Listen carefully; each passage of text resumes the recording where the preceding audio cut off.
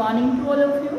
आज हम बात करने वाले हैं किसके बारे में, क्वांटम नंबर्स के बारे में, क्लास 11 के लिए। अगर बच्चे लोग बात करें किसकी, क्वांटम नंबर की, तो क्वांटम नंबर चैप्टर सेकंड में सबसे इम्पॉर्टेंट पार्ट है। Means in chapter second the most important topic is quantum number and what is quantum number और ये कहाँ से आए। तो बच्चे से प्रीवियस लेक्चर में हमने बात करी इसके बारे में, स्क्रोडिंजर वेव इक्वेशन के बारे में, स्क्रोडिंजर वेव इक्वेशन। तो बच्चे जब इस स्क्रोडिंजर वेव इक्वेशन को सोल्व किया गया, means solution of Schrödinger wave equation give us 3 quantum number. Means पहले जो 3 क्वांटम नंबर्स आए हैं बच्चे, वो कहाँ से आए हैं, स्क्रोडिंजर वेव इक्वेशन के सोल्यूशन से आए। लेकिन हमें सोल्यूशन नहीं करना है, लेकिन हमें ये बात पता भी होनी चाहिए कि पहले 3 क्वांटम नंबर, प्रिंसिपल, एज्यूमेथल और magnetic quantum number Schrodinger wave equation से ऑब्टेन हुए हैं। तो let me talk about what are quantum numbers. तो बच्चे क्वांटम नंबर क्या है, सेट ऑफ 4 नंबर है। 3 तो जो स्क्रोडिंजर से मिले हैं और जो 4th वन है वो स्पिन क्वांटम नंबर है, वो स्क्रोडिंजर वेव इक्वेशन से ऑब्टेन्ड नहीं हुआ है। तो क्वांटम नंबर क्या बताते हैं हमें, किसी भी इलेक्ट्रॉन, कोई भी इलेक्ट्रॉन जो है किसी भी एटम में, वो कहाँ पर रहता है, किस शेल में रहता है, किस सब शेल में रहता है या किस ऑर्बिटल में रहता है, उसकी शेप क्या है ऑर्बिटल की, एनर्जी क्या है इलेक्ट्रॉन की, ओरिएंटेशन क्या है, ये सब इंफॉर्मेशन हमें क्वांटम नंबर्स प्रोवाइड करते हैं। तो let me talk about the definition what are quantum numbers. It is set of 4 numbers which explain about, या आप ये बोल सकते हो which give complete information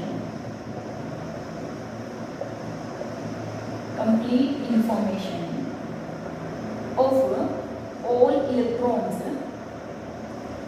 in any atom, that is energy of electron, shape, size और orientation of orbital in which electron remain. ठीक है, means electron कहाँ रहता है, किस शेल में रहता है, किस सब शेल में रहता है, किस ऑर्बिटल में रहता है, उस ऑर्बिटल की शेप कैसी है, उस इलेक्ट्रॉन जिस ऑर्बिटल में वो रहता है उस इलेक्ट्रॉन की वहाँ पर एनर्जी कितनी है। मीन्स अगर मैं कुल मिलाकर बात करूँ कि अगर कोई मेरे से पूछे कि आप कहाँ रहते हो, आपका एड्रेस क्या है, तो मीन्स इलेक्ट्रॉन्स क्या करते हैं, क्वांटम नंबर्स क्या करते हैं, they give about the complete address of an electrons. Most probably address of electron हमें प्रोवाइड करते हैं। ठीक है, अगर कोई मुझे बोले कि मैं कहाँ रहती हूँ, मैं कह दूँ कि भाई मैं तो इंडिया में रहती हूँ। ठीक है ना, अब वर्ल्ड में तो बहुत सारी, अगर मैं किसी को नहीं बताऊँ मैं कहाँ रहती हूँ तो कोई हमें एनालाइज नहीं कर पाएगा। मैंने कहा इंडिया में रहती हूँ, लेकिन इंडिया भी बहुत बड़ा है, उसमें कहेंगे पर्टिकुलर कहाँ रहती हूँ, मैंने कहा इंडिया में मैं हरियाणा में रहती हूँ। हरियाणा में कहाँ रहते हैं भाई, हम हरियाणा में कहाँ रहते हैं, नरवाना में रहते हैं, डिस्ट्रिक्ट जींद में रहते हैं, उसमें नरवाना में रहते हैं, और उसमें भी कहाँ रहते हैं, किस गली में, किस मोहल्ले में, किस घर में रहते हैं, हाउस नंबर क्या है। तो ये मेरा कंप्लीट एड्रेस होगा, है ना। सिमिलरली इलेक्ट्रॉन का भी एक कंप्लीट एड्रेस होगा, यानी कि वो कहाँ, किस शेल में, किस सब शेल में, किस शेप में, किस ऑर्बिटल में रह रहा है। तो क्वांटम नंबर हमें इसकी कंप्लीट इंफॉर्मेशन देते हैं। तो कौन से 4 क्वांटम नंबर है, first one principal quantum number which is explain by letter N.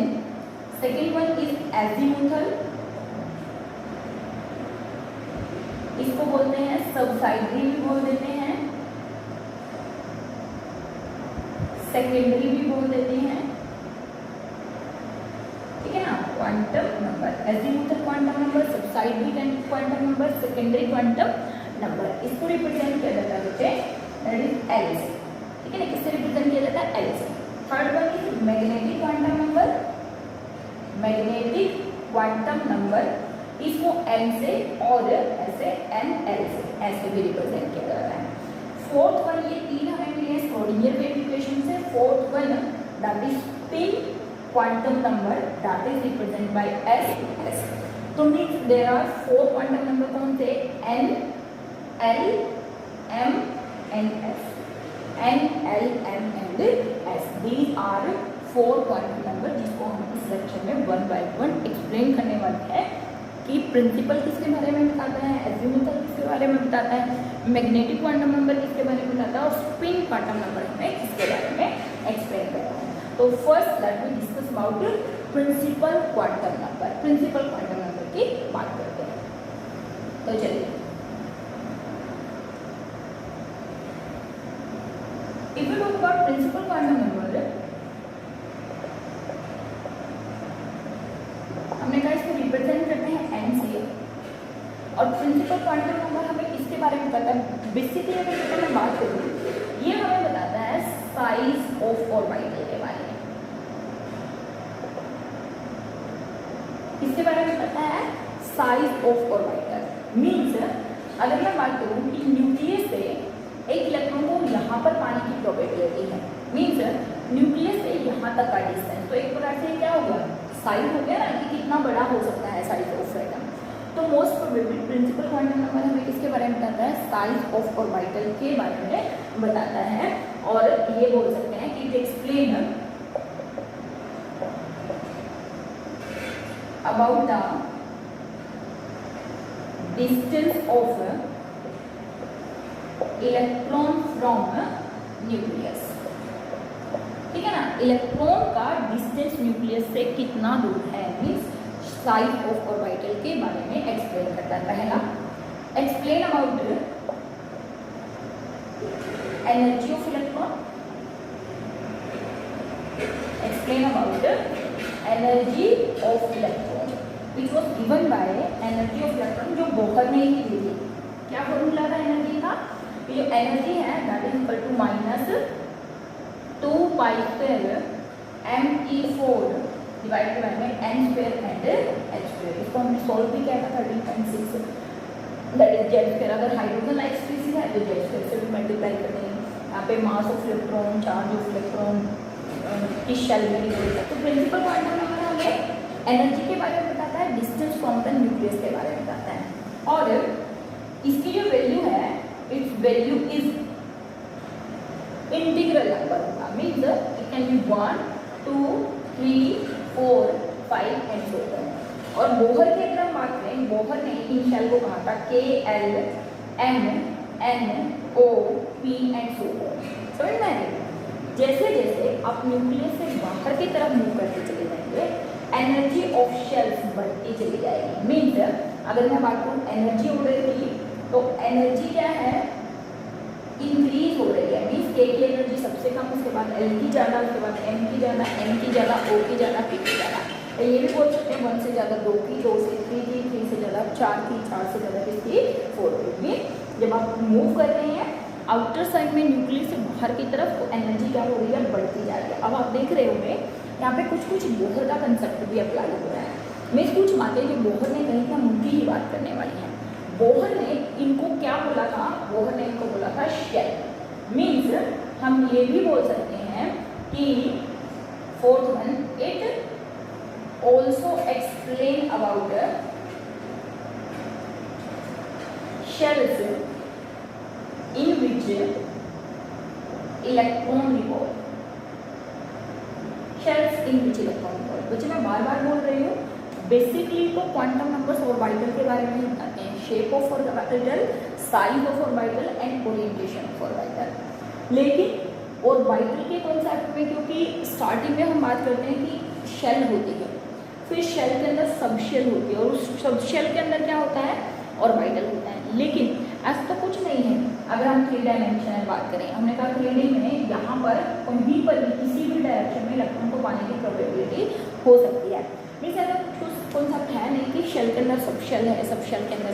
लेकिन अपनी अंडरस्टैंडिंग को डेवलप करने के लिए या हमें चीज़ों को थोड़े से क्लियर वे में पढ़ने के लिए हमें ये बात मान के चलनी पड़ेगी कि प्रिंसिपल क्वांटम नंबर बेसिकली हमें किसके बारे में बताता है, the shell in which the electron revolve. और इन शेल को हम 1, 2, 3, 4, इसकी वैल्यू 0 नहीं हो सकती कभी भी, n की वैल्यू कभी भी 0 नहीं हो सकती है। और जैसे जैसे आप बाहर की तरफ मूव करते हो तो n की वैल्यू क्या होती चली जाती है, इंक्रीज होती चली जाती है। तो size of orbital, energy of orbital, electrons in which in the electron revolve और distance from of the electron from the nucleus, इन सब चीज़ों के बारे में प्रिंसिपल क्वांटम नंबर हमें एक्सप्लेन करता है। ठीक है, तो ये चीज़ें आई थिंक आपको समझ में आ गई होगी। Late me talk about second quantum number. Subsidiary, secondary और एंगुलर मोमेंटम क्वांटम नंबर, ये सभी किसके नाम है? एज़ोमिथल क्वांटम नंबर के नाम है, एज़ोमिथल। ठीक है, इस सब के नाम है सबसाइडरी, सेकेंडरी, एंगुलर मोमेंटम,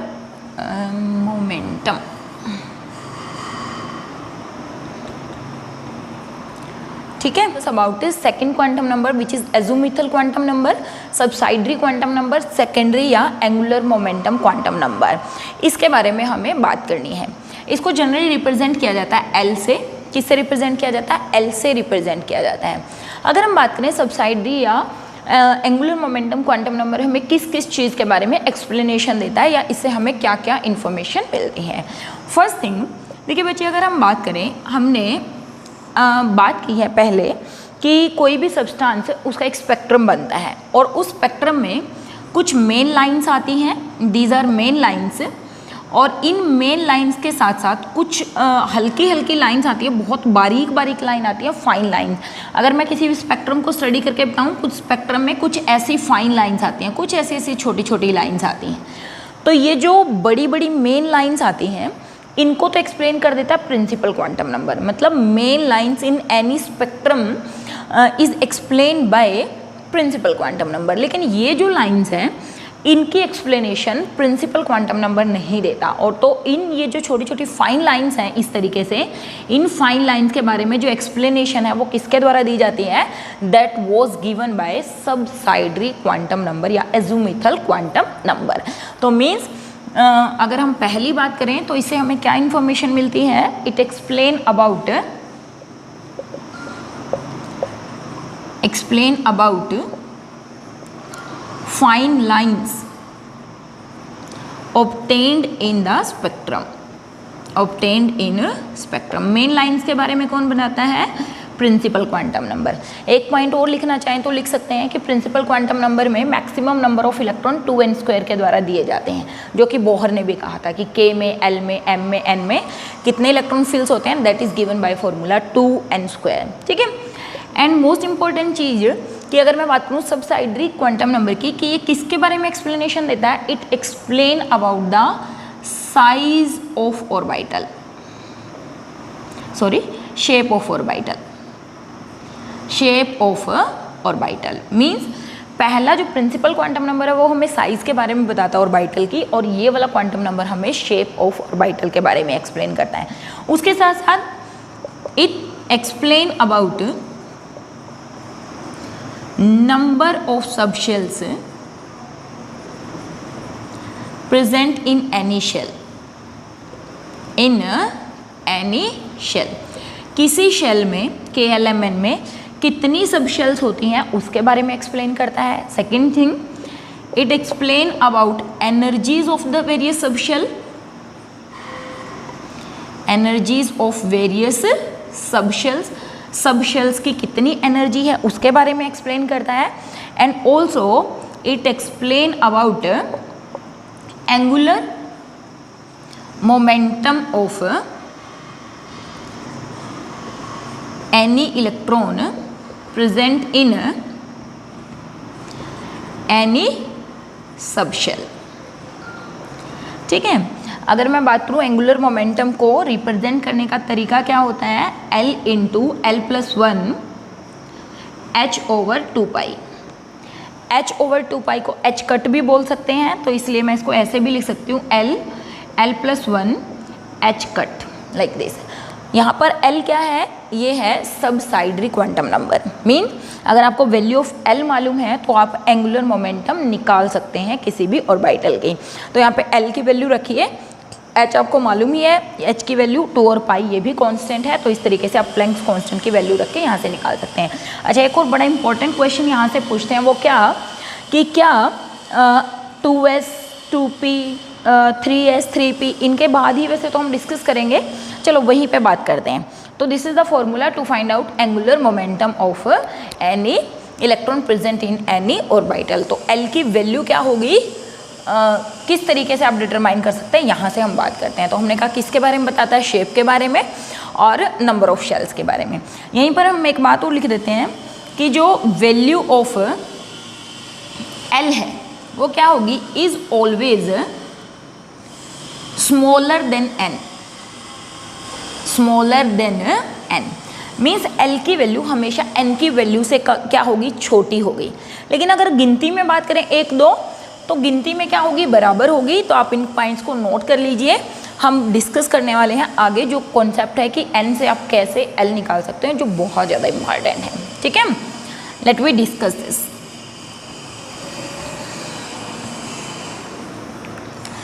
देखिए बच्चे, अभी मैंने बात करी कि एन जो है उसकी वैल्यू एल की वैल्यू से हमेशा बड़ी होगी।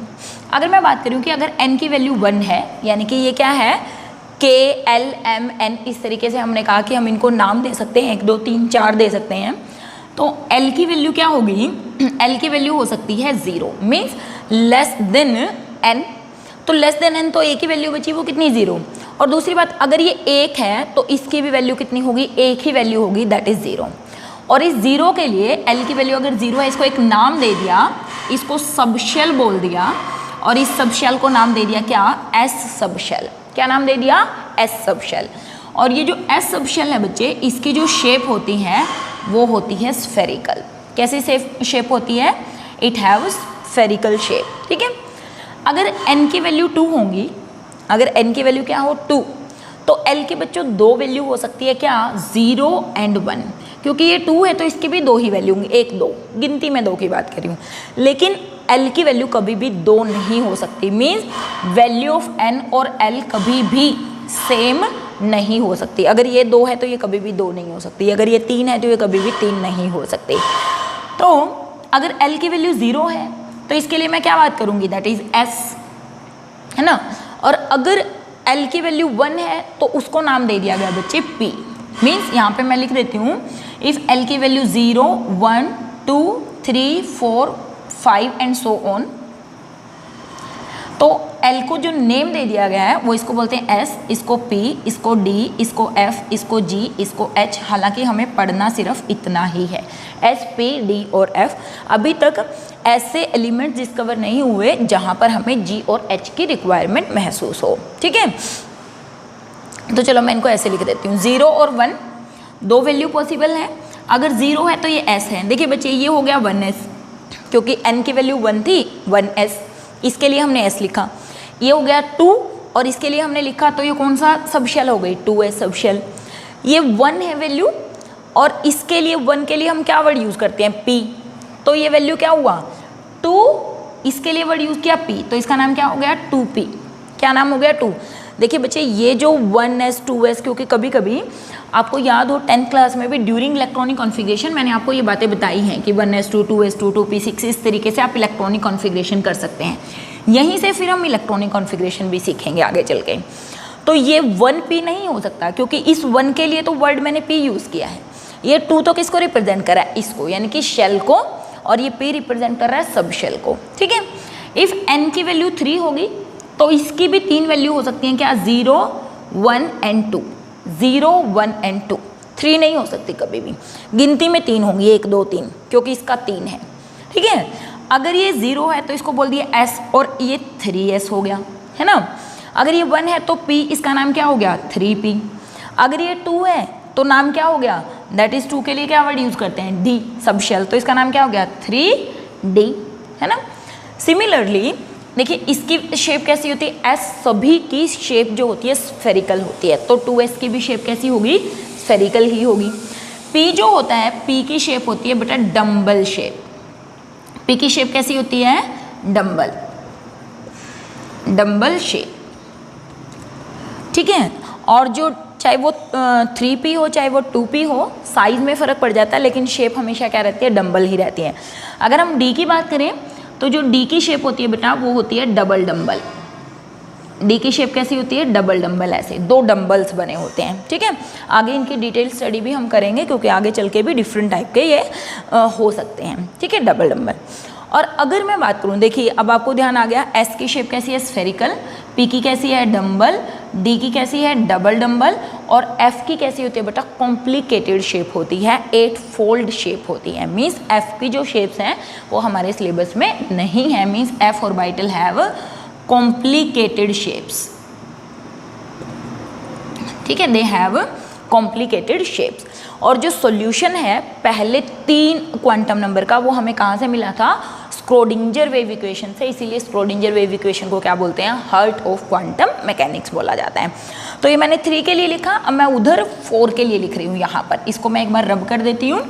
तो यहाँ पर अगर n की वैल्यू है बच्चे 4, तो आप l की वैल्यू देखिए कितनी होगी, 0 1 2 3, गिनती में 4, 1 2 3 4, लेकिन लेस देन 4, 0 से लेकर लेस देन 4 मीन्स 0 से बड़ी होंगी। अगर मैं लिखना चाहूँ तो l की वैल्यू क्या लिख सकते हैं आप, they are less than n, but 0 से लेकर n-1 तक कोई भी वैल्यू हो सकती है। देखिए अगर ये 0 है तो ये हो गया 4s, ठीक है। अगर ये 1 है, 1 के लिए तो p वर्ड यूज़ करते हैं, तो ये क्या हो गया 4p। अगर ये है तो क्या हो गया 4d, क्योंकि 2 के लिए d वर्ड यूज़ करना, और 3 के लिए क्या करना है, यूज़ करना है दिस वन, यानी कि ये हो गया 4f। समझ में आ रही है। तो बच्चे अब आप यहाँ से ध्यान से देखिएगा कि s ऑर्बिटल 1 से शुरू होता है, ठीक है, p ऑर्बिटल 2 से शुरू होता है, d जो है वो 3 से शुरू होता है, और जो f है वो 4 से शुरू होता है। मीन्स 2p होता है, 1p नहीं होता है, 1p नहीं होता है। देखिए यहाँ पे बात करते हैं, 1 की वैल्यू 0। देखिए अगर मैं l की वैल्यू 1 लिख दूँ तो हमने कहा n और l तो कभी सेम हो नहीं सकते, मीन्स ये वैल्यू तो कभी पॉसिबल नहीं है। अगर ये होती तो यहाँ पे मेरा क्या आ जाता 1p, है ना, that is why 1p is not possible. Similarly if you talk about 1s 2s 2p, ये जो बात करें 2p से शुरू होता है, और जो d है वो 3 से शुरू होता है। 1d और 2d क्यों नहीं होते, क्योंकि n की वैल्यू l की वैल्यू से हमेशा बड़ी होगी, मतलब यहाँ पे कभी भी 2 नहीं हो सकता। अगर यहाँ पे 2 होता, या यहाँ पे अगर मैं बात करूँ यहाँ पर 2 होता, ये वैल्यू अगर 2 होती तो ये मेरी वैल्यू क्या आ जाती, दैट इज़ 2d।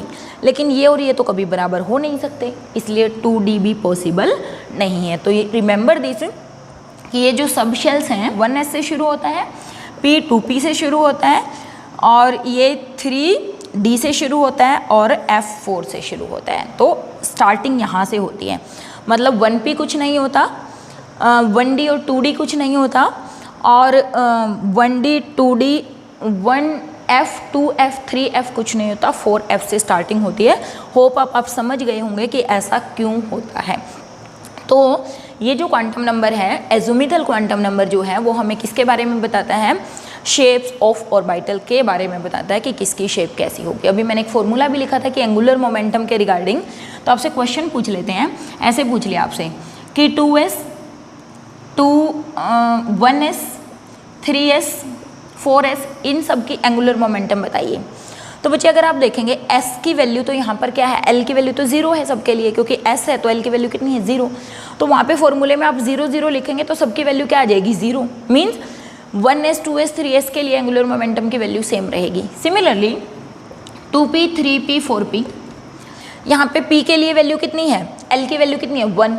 मीन्स इस फॉर्मूले में अगर आप रखेंगे l इंटू l प्लस 1, तो l की वैल्यू कितनी आ गई 1, 1 प्लस 1 तो 2√2h ओवर 2 पाई। तो मीन्स चाहे ये हो चाहे ये हो चाहे ये हो, इन सब के लिए वैल्यू कितनी आएगी √2h ओवर 2 पाई। क्यों, क्योंकि ये किस पर डिपेंड करती है, ओनली p की वैल्यू पर डिपेंड करती है, यानी कि l पर डिपेंड करती है, 2 3 और 4 पर डिपेंड नहीं करती, इसीलिए इन सब की वैल्यू क्या होगी, सेम होगी। तो इस तरीके का क्वेश्चन आपसे कभी कभी पूछा जा सकता है। तो ये सेकंड क्वांटम नंबर था। होप आपको ये बात समझ में आई होगी कि किस तरीके से शेल के अंदर सब शेल्स हो सकती हैं, और उन सब शेल्स की जो शेप है वो किस तरीके की हो सकती है, S P D and F like this. ठीक है, now let me move on the next quantum number, that is magnetic quantum number. Magnetic quantum number,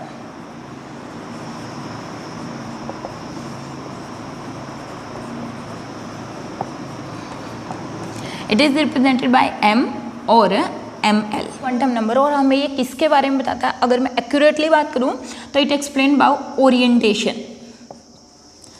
orientation of electron, ठीक है ना, इन एनी ऑर्बिटल।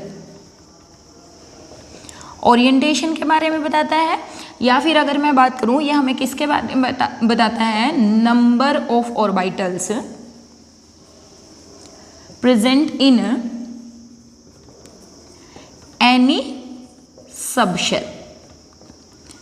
एक शेल जो होती है उसके अंदर सबशेल्स होती हैं और सबशेल्स के अंदर ऑर्बिटल होते हैं। मतलब अगर मैं वैसे नॉर्मली बात करूं तो हमने कहा कि ये एक शेल है जिसको हमने कहा KLMN, है ना। फिर हमने कहा इसके अंदर सबशेल्स होती हैं, कौन सी, SP, D एंड F। और ये जो सबशेल्स होती हैं, इन सबशेल्स के अंदर कहीं इलेक्ट्रॉन होता है, ऑर्बिटल होता है, सॉरी, और उस ऑर्बिटल के अंदर क्या होता है, इलेक्ट्रॉन होता है। तभी हम बोल रहे हैं कि क्वांटम नंबर्स हमें कंप्लीट एड्रेस देते हैं किसी भी इलेक्ट्रॉन का, किस शेल में, किस सबशेल में, उस सबशेल में या ऑर्बिटल में जिसमें वो रहता है, उसकी शेप क्या है, उसकी साइज़ क्या है, उसकी ओरिएंटेशन क्या है, और उस इलेक्ट्रॉन की स्पिन कैसी है। तो ये सब हमें इन्फॉर्मेशन मिलती है। तो एक्चुअली में मैग्नेटिक क्वांटम नंबर हमें ओरिएंटेशन के बारे में बताता है, और ये भी कह सकते हैं कि किसी भी सबशेल्स के अंदर कितनी शेल्स प्रेजेंट होती हैं उसके बारे में भी हमें इन्फॉर्मेशन देता है। एक और आप बात बोल सकते हैं, देखिए कोई भी सब्सटेंस जो लाइन स्पेक्ट्रम प्रोड्यूस कर रहा है, कोई भी सब्सटेंस जो क्या प्रोड्यूस कर रहा है, लाइन स्पेक्ट्रम प्रोड्यूस कर रहा है, अगर उस सब्सटेंस को किस में, मैग्नेटिक फील्ड में रख दिया जाए, if it is placed in a magnetic field, तो ये जो लाइंस हैं ये स्प्लिट कर जाती हैं बहुत सारी लाइंस में, ठीक है ना, नंबर ऑफ लाइंस में स्प्लिट कर जाती हैं। And that splitting of line spectrum when placed in the magnetic field is called Siemens effect, means it also explain the Siemens effect। तो हम लिख देते हैं कि Siemens effect क्या होता है, it also explain about splitting of line spectrum when into various fine lines when placed in a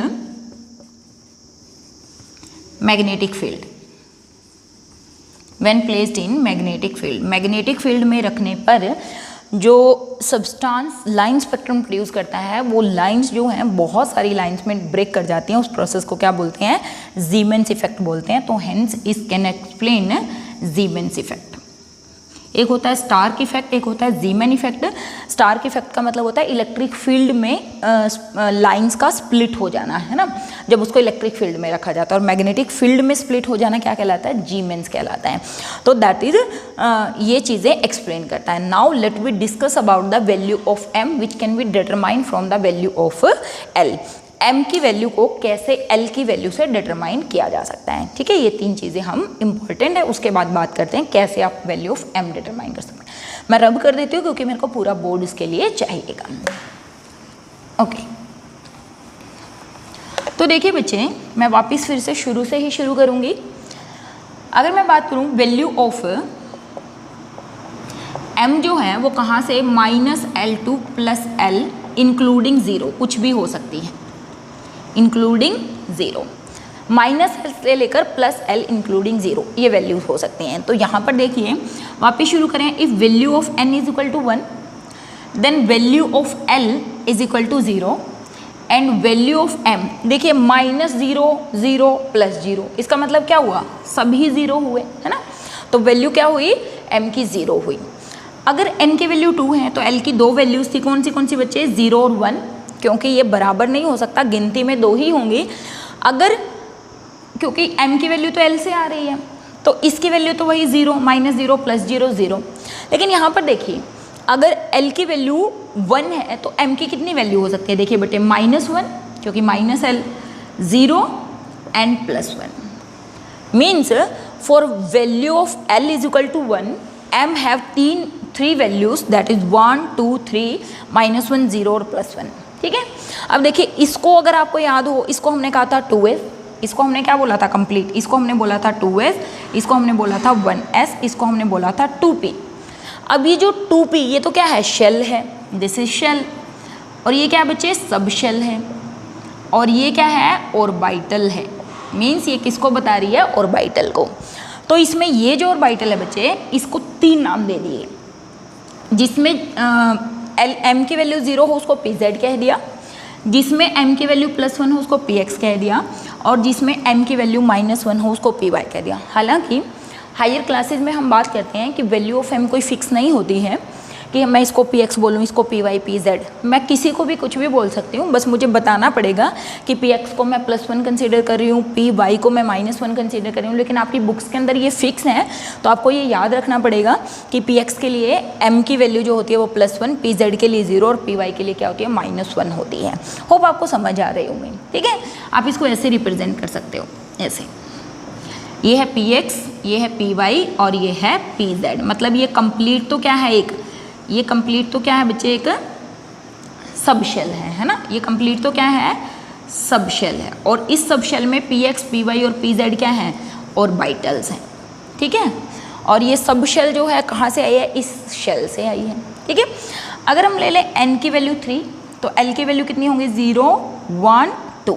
इतनी बात आ रही है समझ में, 0, 1, 2 3 वैल्यूज़ होंगी। अगर L की वैल्यू 0 है तो M की वैल्यू भी 0 होगी। यहाँ तो कहानी वही ख़त्म है। ये क्या हो गया, 3s, ये क्या हो गया, 3p, ये क्या हो गया, 3d, क्योंकि जब L की वैल्यू 0 होती है तो वो s होता है, 1 होती है तो p, 2 होती है तो d, लाइक दिस। अब अगर 1 है तो 3 वैल्यू, -1, 0, +1। अभी हमने बात करी, मीन्स वही फिर से, ये था 2px, 2py, 2pz, ये हो जाएगा 3px, 3py, 3pz, ठीक है, 3।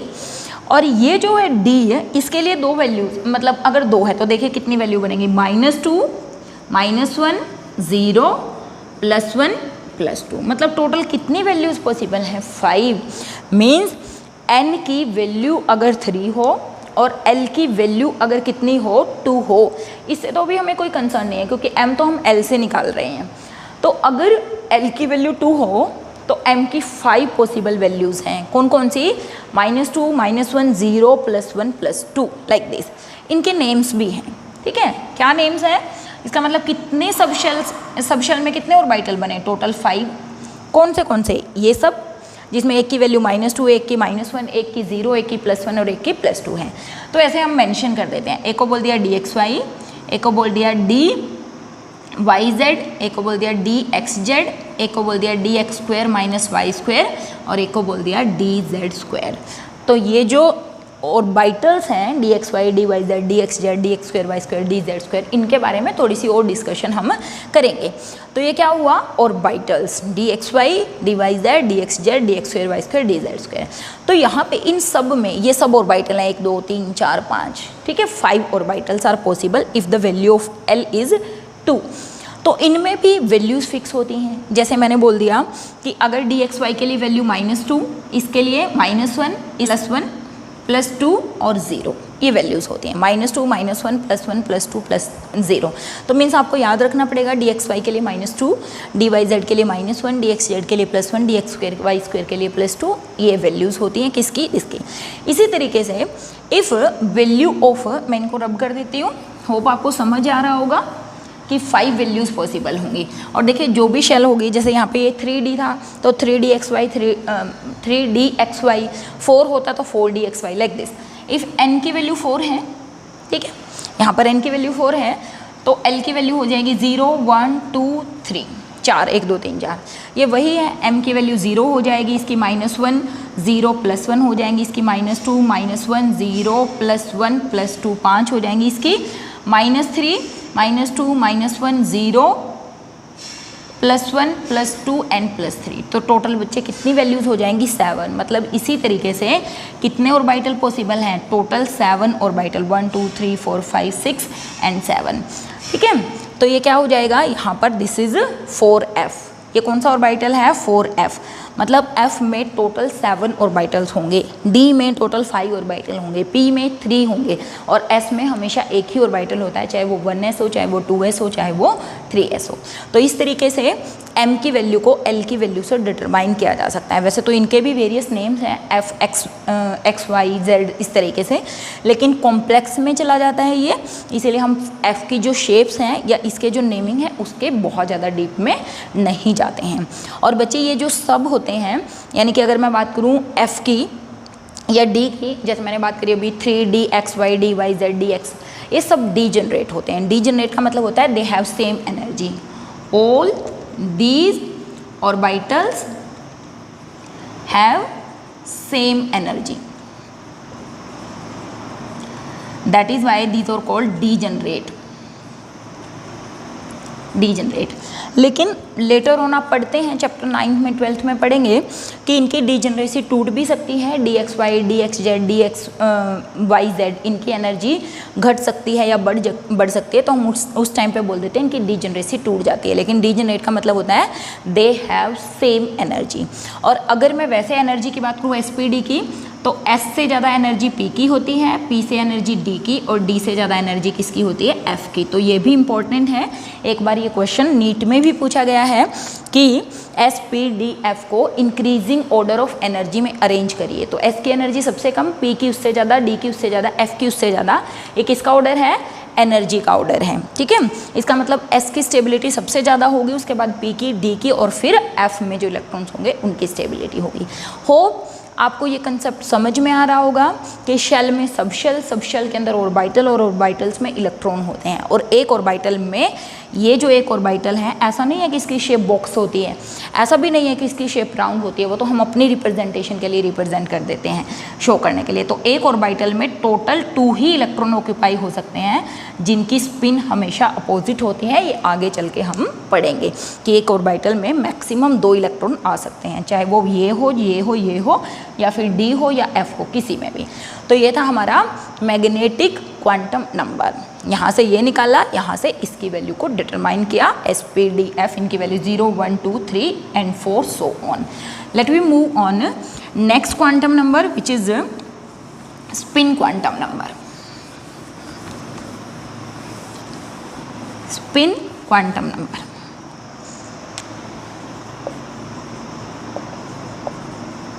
इसको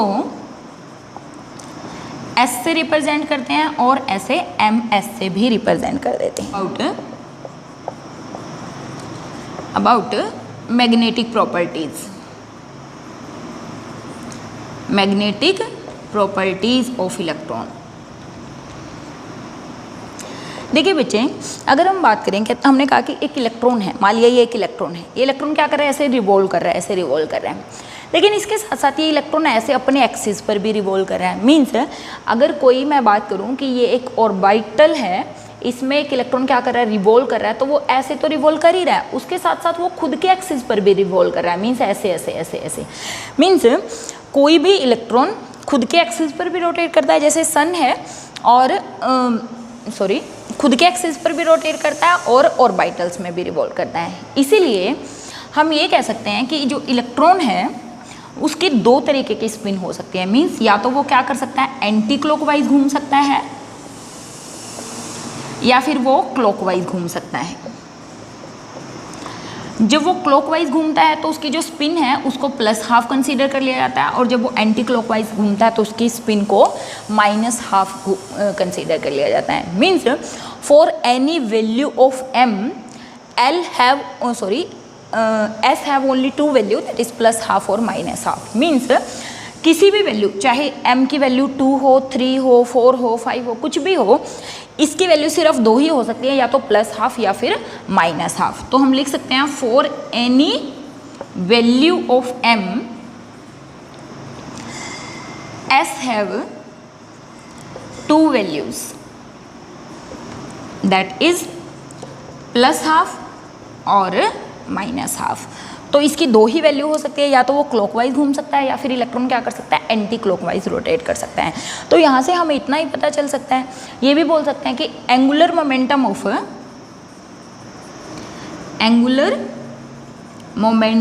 of spinning electron can be determined by using formula, that is S × S + 1 h/2π। जहाँ पे h/2 को हमने बोला था h कट भी बोल सकते हैं। ये आपको मालूम है प्लैंक्स कांस्टेंट है, ये कांस्टेंट है। यहाँ पर आप s की वैल्यू रखिए तो यहाँ से आपको एंगुलर मोमेंटम किसी भी स्पिनिंग इलेक्ट्रॉन के यहाँ से डिटरमाइन कर सकते हैं। तो स्पिन क्वांटम नंबर का सिंपल सा ही कॉन्सेप्ट है कि ये सिर्फ इतना बताता है कि इलेक्ट्रॉन या तो क्लॉकवाइज रोटेट करेगा या फिर एंटी क्लॉकवाइज रोटेट करेगा। ठीक है, तो ये 4 क्वांटम नंबर्स हैं बच्चे। इनकी हेल्प से हम कंप्लीट इन्फॉर्मेशन किसी भी इलेक्ट्रॉन की ऑब्टेन कर सकते हैं। मैं एक एग्जांपल लेती हूँ, उसके बाद लेक्चर को ख़त्म करते हैं। काफ़ी लंबा लेक्चर हो गया है। होप आपको ये बात समझ आ रही होगी, और नहीं समझ में आ रही बच्चे तो मुझे कमेंट में प्लीज़ बताइएगा कि आपको समझ क्यों नहीं आया, कहाँ पर प्रॉब्लम है। ठीक है, यू कैन टेक्स्ट मी। तो अगर मैं बात करूँ, जैसे मुझे दे दिया 3p और आपको कह दिया कि इसके लिए आप क्या करिए, चारों सेट ऑफ क्वांटम नंबर लिखिए। Right all the 4 quantum number, set of quantum number. देखिए, क्योंकि मुझे सिर्फ 3p दिया हुआ है तो मैं कह दूंगी ये जो वैल्यू होती है ये तो n को रिप्रेजेंट करती है। तो n की वैल्यू तो कितनी हो गई 3। p की वैल्यू हमने कहा 0 1 2 3, ये s होता है, ये p, ये d, ये f। इसका मतलब p की वैल्यू कितनी है 1, मीन्स यहाँ पर l की वैल्यू कितनी हुई 1। अब देखिए मुझे m की वैल्यू निकालनी है। m की वैल्यू भी, अब मुझे मैं यहाँ पर m की वैल्यू बता नहीं सकती। क्यों नहीं बता सकती? क्योंकि अगर यहाँ पर लिखा होता कि ये 3px है, अगर ये क्या है 3px, तो मैं कह देती m की वैल्यू कितनी है +1। अगर यहाँ पे लिखा होता 3pz तो मैं कह देती m की वैल्यू है 0। अगर यहाँ पे लिखा होता 3py मैं यहाँ पे कह देती -1। तो इससे अगर मेरे को सिर्फ इतना गिवन है तो मैं 2 बातें बता सकती हूँ, और फोर्थ स्पिन बता सकती हूँ कि या तो +½ होगी या -½ होगी, दोनों में से कोई एक, या ये।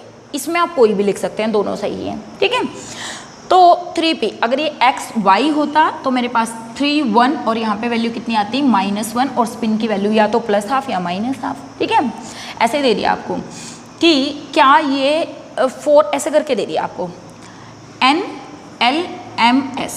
ठीक है, आपको वैल्यूज दे दी 3 3 2 +½ आपसे पूछ लिया क्या ये set of quantum number possible है, मीन्स क्या ये सही है, इससे कोई आपको बन सकता है 3s वगैरह कुछ भी। तो अब बच्चे ध्यान से देखिए, n की वैल्यू और l की वैल्यू कभी सेम नहीं हो सकती, मीन्स ये तो पॉसिबल है ही नहीं।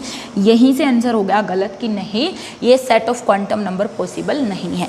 इसी को चेंज कर दो, ऐसे कह दिया l की वैल्यू 2 है, m की वैल्यू भी 2। अब देखिए l की वैल्यू अगर 2 है तो m की वैल्यू क्या हो सकती है -2 to +2, मीन्स m की वैल्यू क्या हो सकती है +2 हो सकती है, और स्पिन तो हो ही सकती है। मीन्स अगर मैं इसको लिखना चाहूँ तो क्या बनेगा, ये देखिए ये बना 3।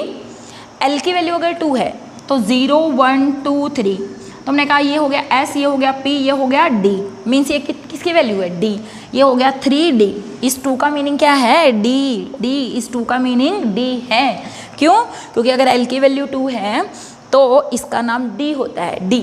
और अगर m की वैल्यू +2 है, अगर m की वैल्यू +2 है तो क्या हुआ, देखो हमने कहा था -2 हम dxy को देते हैं, फिर -1 देते हैं dxy, dyz, dxz को +1 और dx² - y² को +2 देते हैं, है ना।